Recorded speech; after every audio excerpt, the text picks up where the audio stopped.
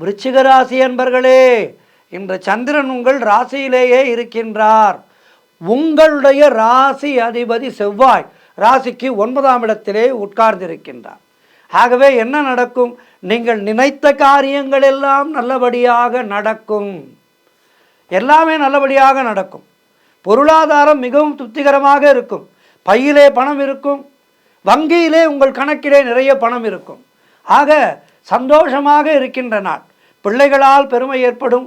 வாழ்க்கை துணையால் மகிழ்ச்சி உண்டாகும். புதிய வேலைக்கு தேடிக்கொண்டிருப்பவர்களுக்கு வேலை வாய்ப்புகள் அமையும். அதேபோல் செய்தொழில் செய்பவர்களுக்கு அதிலே நல்ல லாபம் உண்டாகின்ற நாள். உடல் ஆரோக்கியத்திலே நல்ல முன்னேற்றம். பூர்வீக சொத்திலே இருந்து பணம் கைக்கு வருவதற்கான சூழ்நிலைகள் தகைந்து வருகின்றது.